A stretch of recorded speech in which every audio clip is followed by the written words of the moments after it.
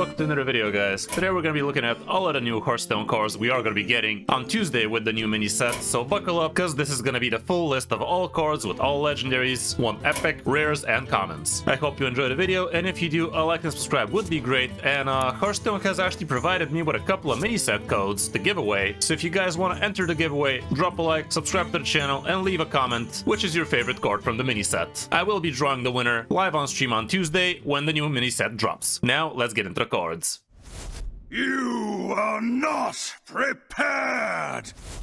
Hearthstone is actually a great place to be getting all of the new mini set cards in a nice and orderly fashion, so I will be using their website to showcase the new cards. And even Hearthstone's official card library is kind of messy. You can't just look at the new mini set cards, which is kind of a damn shame. So yeah, let's dive in, starting off with all the neutral cards. And the first time on the list is going to be Murozond himself, End Time Murozond. 9 mana 4/6, legendary, battlecry, fill your board with random dragons, fully heal your hero, skip your next turn. That definitely looks questionable as hell, and I'm not sure how powerful this card is gonna be in right about anything. So yeah, I don't think this is gonna be very amazing at all. Do let me know in the comments what you guys think about this card, but it kind of feels like a filler card to me. I think they did Murozond dirty. Next up we have Morchi, which is the evil timeline version of Chromie, and she's a 4 mana 2/5. Your rewinds keep both potential outcomes, and battlecry, discover a rewind card from any class. She does look like she could be kind of powerful, like playing this girl with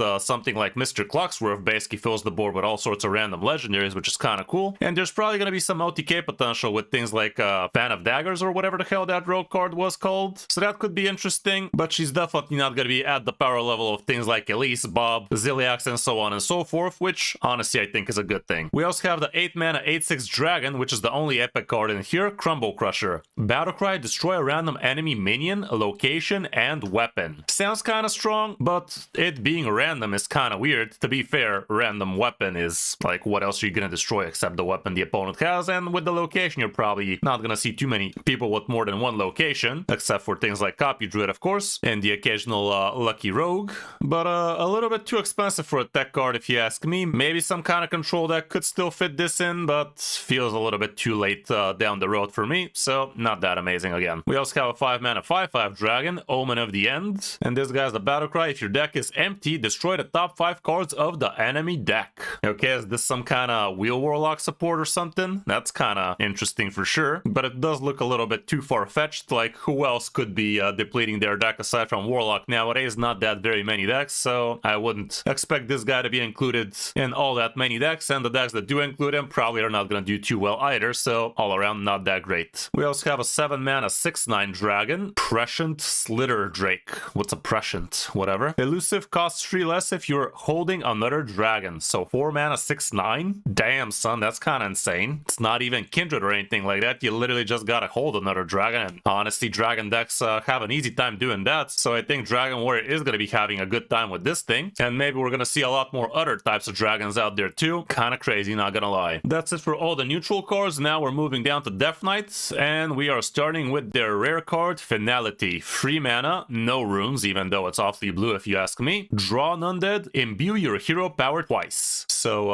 I'm assuming we already know what the imbue for Death Knight is. Yeah, here it is. Blessing of the Infinite. Passive, the first undead you play each turn gains +1 attack. This is gonna be a passive hero power, I guess, and you also lose your normal hero power, which is kind of a damn shame. I don't know. Kind of weird, but I guess. Not too sold on how powerful that would be, but let's see what the other things are before we make any final conclusions. For 3 mana, drawing an undead and also imbuing your hero power twice. Not the worst thing in the world, but let's see what the rest of the cards are looking like. We also have Bygone Echoes. Summon a random 4-cost minion. Spend 4 corpses to summon another one. Outcast and another. Damn, son. For 5 mana, you get yourself 4 random 4-cost minions. And this is a card that both Demon Hunter and Death Knight are going to be sharing, which is kind of interesting. And it's also a shadow spell. A little bit too pricey for both classes right now, I'd say, but could be interesting. Would have been nice if you discovered a random 4-cost minion, but that would have been a little bit too OP. We also have another dual class card, the 7-mana 6/5 Undead Demon, Remnant of Rage. A common card, costs 1 less for each minion that died this turn. Battlecry, draw 2 cards. Both Demon Hunter and Death Knight have an easy time killing a lot of things in a single turn, so this might actually be quite powerful for both. It's a well-statted Undead Demon, and it also draws you a couple of cards, not bad at all. Might actually see a good amount of play. Next up is the 4-mana 4/3 Undead, and this is a Death Knight Rogue card. It has Reborn, Death Rattle, equip a 1/2 dagger. If you already have a weapon equipped, give it +2 attack instead. Nothing about durability in here, which is kind of a damn shame, and also it's on a Death Rattle, so there's that too. It's gonna be a while till this effect actually takes place. Personally, I don't feel this guy is gonna be too amazing for either of classes, but let's see how that pans out. And the last Death Knight card would be the 3-mana 3/2 Jagged Edge of Time. Again, Death Knight / Rogue card, Battlecry, imbue your hero power. For Death Knight, we already know what the hero power is gonna be. For Rogue, we're gonna look at it when we reach the Rogue class. Sounds okay-ish if imbue does pick up for either of these classes, but so far doesn't look that amazing. Moving now to Demon Hunter, starting off with the 5-mana legendary for the class, which is Chronicar. It's just for Demon Hunter, awfully greedy, aren't we? But here's what it do. 3/5 Dragon, Battlecry, give your hero +3 attack this turn, next turn, and the turn after. Damn, that's a lot of extra attack. Basically 5 mana, gain 9 attack for the next 3 turns total. Kinda decent. The stats are nothing to write home about, but all around this should be a pretty good card. And with this guy, you could also set up things like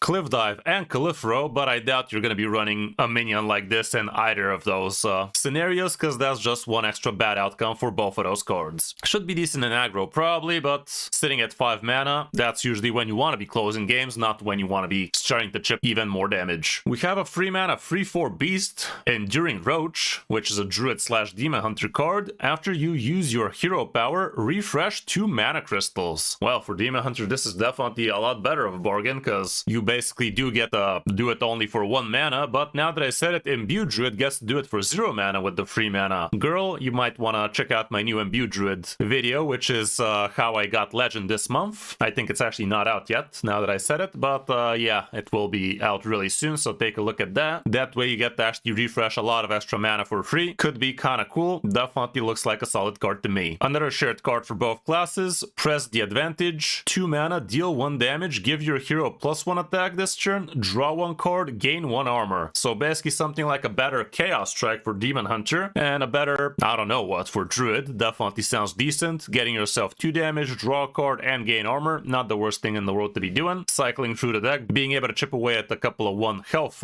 enemies, definitely sounds solid. All around should be decent. We already saw Bygone Echoes. We already saw this. And now we're moving down to Druid. And here we have the 4-mana Splintered Reality. Summon 2 2/2 Treants. They gain +1/+1 for each friendly treant that died this game. Damn, son. Treant Druid back on the menu, boys. Definitely looks like it. And maybe it's finally time for the quest to work. Nah, I'm kidding. That quest is never gonna work. Literally any token deck is gonna be better without that quest. Like, it's so dumb. The only way that quest could be included in a deck like that would be if it literally auto-casts on turn 1 without spending your mana, because costing yourself 1 card, spending 1 mana for a non-minion on turn 1, those are just things tokeny decks don't want to be doing. This does look awfully powerful, and the treants you're actually getting are gonna be pretty cool. They look some kind of corrupted with the timelines and such. Kind of awesome. We already saw the Roach, this thing, and that's about it for Druid. What? No, never mind. This is a Paladin / Druid card. 6 mana 5/5 Dragon, Twilight Time Reaver. Choose 1, set the attack of all other minions to 1 or health to 1. Damn, that's actually kind of powerful. A little bit too expensive for that effect, but powerful nonetheless. I'm not sure who's gonna use this and how, but it definitely does have a little bit of a legendary effect kind of vibe to it. Kind of nice that they put it on a rare card. Could get used, but I'm not sure where and how. And the other Druid / Paladin card would be the 2 mana Acceleration Aura. At the start of your turn, gain a temporary mana crystal, lasts 3 turns. What's that supposed to mean? So it's basically like ramping on 1, and you lose that ramp on 5? That's kind of weird for Druid. Definitely decent for Pally. I don't know, maybe it is gonna be okay. I mean, it's mana ramp, how bad could it be? Surely it's gonna get decent use, but right now it kind of sounds weird. And the temporary mana crystal is only gonna be for 1 turn, right? Like, it's not like you're gonna have 3 extra mana crystals on the last part. You're just basically gonna be playing as if you've ramped on turn 2 for free for the next 3 turns, and after the aura is over, you're gonna be back to your normal mana before you ramped. So not super amazing. amazing, but definitely very cool for Paladin, that's for sure. Next up, we have Hunter with the 5-mana 5/5 beast, Trienium Rex. Kindred and Death Rattle get a random Death Rattle minion. It costs 2 less. Sounds kind of okay. It's a 5-attack beast, so that is a checkbox for the quest, but I doubt anybody's gonna spend 5 mana for a 5-attack beast and a quest hunter, so there's that. It looks like an interesting value card, but I doubt it's gonna see much play. The Battle of the End Time is definitely one of the craziest cards we've seen in a long time. It's a quest that's shared both for Hunter and Warlock, which is crazy on its own. And the quest itself is you need to fill your hand and empty it, and the reward is Tick and Talk, and Tick and Talk is kind of crazy. Both Hunter and Warlock do have interesting ways of emptying their hands. Hunter could do it with Maluk. Warlock could do it with... what the hell could Warlock do it with right now, guys? Surely there's a card. I'm too lazy to Google it right now, but do let me know in the comments. Surely there's a card, like it has to be. But yeah, I'd say it's not gonna be a very easy quest to complete. Not sure if it's gonna become meta, but it does look interesting. The quest reward also looks crazy at first, but it is a little bit on the clunky side. The battle cry is drawn till your hand is full, and the Death Rattle is empty your opponent's hand, which again, you could trigger the Death Rattle with the help of things for Hunter. You could just straight out kill it with Warlock and stuff, but a bit slow in it. Should make for some interesting decks, but I'm not sure if they're actually gonna be meta. Next up is the 4-mana Warlock Hunter card. It's a weapon, Chrono Claws. Pretty weird for a Warlock to have a weapon. After your hero attacks, discard your highest cost card. Sounds kind of interesting for Warlock. I'm not sure if Hunter is gonna be too happy discarding cards, but it's a 4-mana 4/3 weapon after all, so it is kind of crazy. Being able to slap 12 damage only for 4 mana sounds pretty decent in terms of high weapon damage, so it might actually get used in something like a Face Hunter that likes to have an empty hand. Could actually see some decent use there, and if there's something worth discarding for Warlock, that also might be worth it. Another Hunter card / Paladin card would be the 3-mana 3/3 beast, Brutish Endmaw. Battlecry, discover a 1-cost minion with a Dark Gift. We all know how powerful Dark Gifts are on 3-cost minions, so doing it on a 1-cost minion might also be kind of worth it. This thing is a beast, so again, could be okay for a quest hunter kind of deal, or a beast hunter for that matter. For Pally, it's also a decent early game thing to be doing, even though it's a little bit on the weird side for Pally, not gonna lie. And the last hunter card would again be /Pally with the 4-mana Synchronized Spark. Deal 3 damage to an enemy. If it dies, give a random friendly minion +3/+3. That's kind of cool. It does it on the board, right? It would say it does it on your hand if it was doing that, so that's kind of nice. Being able to deal 3 damage to something and kill it, and also buff something on the board for extra 3 damage sounds pretty decent to me. And in the end of the day, you could also be using it for the face, so that's kind of cool. And the art is pretty thematic, like for a hunter / Pally card, definitely pretty cool seeing Sylvanas and Gelbin next to each other like that. Moving down with Mage, we have a 3-mana fire spell, Flame of Infinity. Looks like a frost, but what do I know? Secret, when your enemy's turn ends, deal infinity damage to their highest health minion. That's kind of sick. Basically guarantees you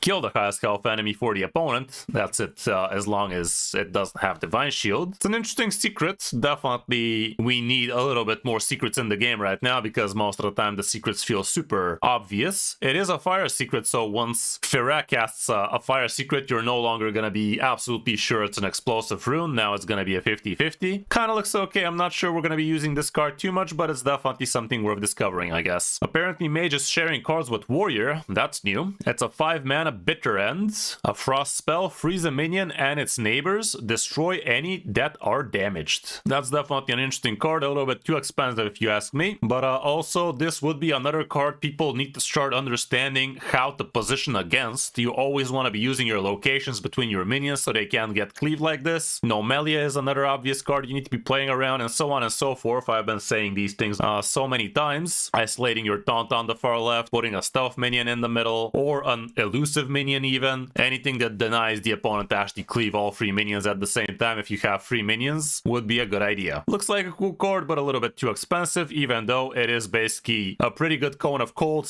/ Execute at the same time. Might be a little bit too clunky to play though. We also have the new 1-mana 1/3 dragon that a lot of people are actually worried about, that this thing is gonna be very crazy once it comes out, and I can't blame him. +2 spell damage on a 1-mana minion. That's kind of crazy, even though it does require a little bit of setup. I feel like both Warrior and Mage would have a good time with this card, and it might end up being a little bit too powerful for its own good, but let's see how that goes. Definitely definitely looks scary. Mage is also sharing cards with Priest, and here's the 4-mana 3/6 Elemental. After you cast a spell on a minion, draw a card. The Fragment of Nothing. Kinda cool. This should be giving you a lot of card draw. Both Mage and Priest do cast a lot of spells on minions, and it doesn't even have to be on this minion, which is kinda good. So yeah, this card I do believe should be seeing decent amounts of play for both classes. Even if it's not now, at some point it should. We also have a 3-mana fire spell, Eternal Firebolt. A lifesteal, deal 3 damage to a minion. If it dies, return this to your hand at the end of your turn. So something like a Corpsicle, but it only goes to minions, and it gives you a good amount of lifesteal. Mage would be pretty happy to gain some life back with this thing, so that's kind of cute. For Priest, it's okay. Maybe a little bit too expensive for Priest. Moving down to Paladins, and we have the 3-mana 4/2 Hand of Infinity weapon, which we already saw in the mini set reveal. Can't attack heroes. Battlecry said this weapon's attack to infinity this turn. Sounds like a pretty cool weapon, and you basically get to delete something for the opponent straight out. Would have been insane if this thing has lifesteal, by the way. Is there a way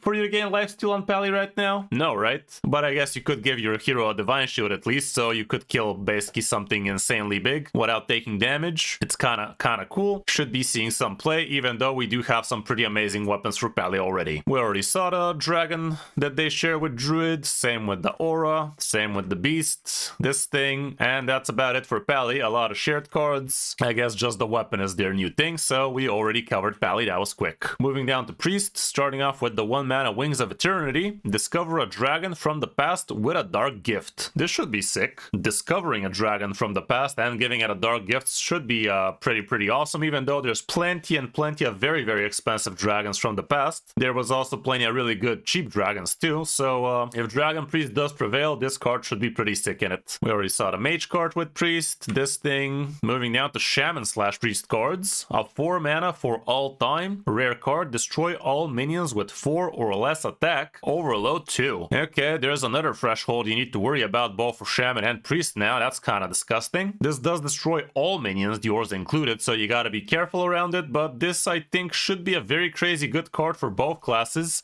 This basically absolutely annihilates any aggro deck because they don't usually have too many more than 4 attack minions, except for things like Ziliax, the Serpent, and so on and so forth. But yeah, this would be crazy good against tokeny decks. Should be pretty disgusting, even though the overload is quite high. This should be a crazy good card. Maybe not to run, but to discover for sure. And we also have the 2-mana 0/4 totem, Voodoo Totem. At the end of your turn, get a random shadow spell. Sounds a little bit on the wonky side. I don't think Totem Shaman has any chance of being a deck in the current meta. And also getting yourself random shadow spells sounds a little bit too weird for me. Getting this guy randomly would be okay-ish, but nothing more, I'd say. Now let's see what Rogue is getting and how that's gonna be busted with Shadow Step and Prep. So let's see how many of these cards are gonna get nerfed because of that. We have a 2-mana Eventuality. Common card, deal 2 damage, imbue your hero power. What does imbue for Rogue do? Get a random minion from another class. It costs 1 less. And it has freaking rewind, yo. It's not a discover, but it does have rewind, so it's basically the next best thing for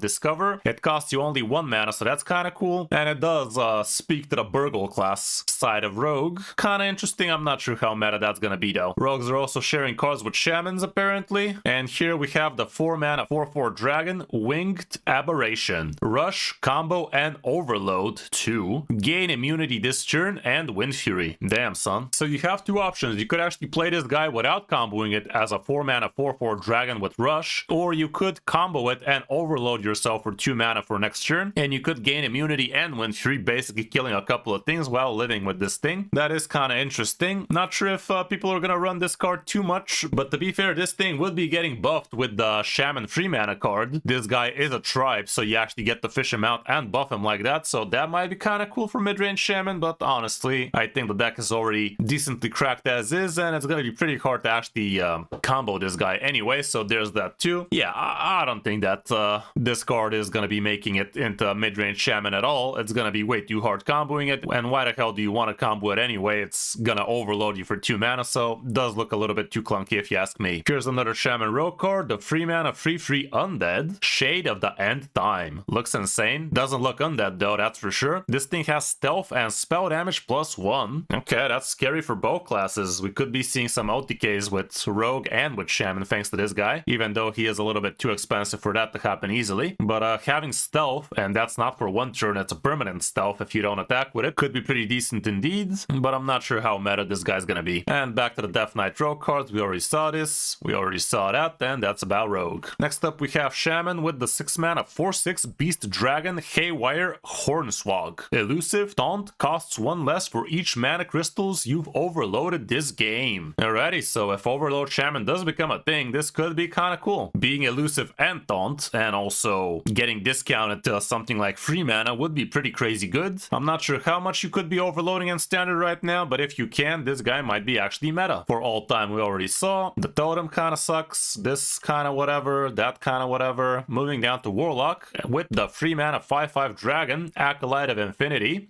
Battlecry, set the cost of a random card in your hand to infinity. Death Rattle, change it back. Okay, I mean, this is kind of crazy both for a tempo style deck. Playing a free mana 5/5 is almost as good as a 4 mana 7/7, yo. But on the other hand, this would be insanely good in Agamagam Warlock. With Agamagam, you set a card to infinity, you play a Agamagam, and you deal infinity damage to the opponent's face. So two lines of play for this card. You could tempo it in that type of deck, and you could save it for an OTK, both of which would be crazy good. So I think this might actually unlock Agamagam Warlock back on the menu. Right now, it has seen better days, that's for sure. The quest we already saw, the weapon we saw. We have Warlock/Warrior cards. 1 mana Eternal Toil. It's a shadow spell, deal 1 damage to a minion. If it survives, draw a card. If it dies, summon a random 1-cost minion. This is gonna be crazy good for a warrior with the 1/3 dragon with spell damage +2 when it's damaged. But it's also kind of cool for Warlock as well to draw extra cards this way. It's like a Mortal Coil, but with the opposite effects. I do believe it's gonna be much better in Warrior than in Warlock, but all around it does see potential. And we also have another Warlock Warrior card, the 5 mana 5/6 End Time Survivor. Taunt, Battlecry, if your hero took damage this turn, gain +3/+3. So basically this becomes a 8/9 taunt. For Warlock, it's not gonna be too hard taking damage. For Warrior, you could just have a weapon equipped. All around could be pretty cool. And moving down to the Warrior cards, we have the 3 mana 2/5 Dragon, Dimensional Weaponsmith. Battlecry, give all minions and weapons in your hand +2 attack. Kinda sick. Are we gonna see an even more aggressive Dragon Warrior now? Certainly seems like it. Dragon Warrior doesn't straight out run weapons, but maybe now they will. And giving +2 attack on everything else, also kinda fire. We already saw the Mage Warrior cards. We already saw this thing as well. This thing as well. That thing. And that's about it. That's about it. That's all there is to it to the new mini set. So that's all the new cards, guys. Do let me know in the comments what you guys think about all of these. Definitely looks quite exciting, and it's definitely looking like quite the more powerful mini set than we are used to. The fact that it does actually give a lot more cards to classes because they are shared cards is kind of cool, and that is gonna definitely change the flavor of a lot of them. But time will tell how impactful this mini set is actually going to be. You guys know I always advise you to buy the mini set, at least the regular bundle. I mean, obviously the regular bundle is the best value. So yeah, 2,000 gold, definitely ain't nothing wrong with that to get yourself all of these cards, including 4 freaking legendary cards, so why wouldn't you do such a thing? But yeah, do let me know in the comments which card you're most excited about, and drop a like and subscribe to the channel if you want to join the giveaway for 2 mini set bundles kindly provided from Blizzard. Thanks for watching, guys. Check me out live on stream each Tuesday, Thursday, and Saturday, and I will be drawing the mini set winners live on Tuesday once the new mini set launches. Thanks for watching. I'm Kris05, and I'll see you in my next video or stream.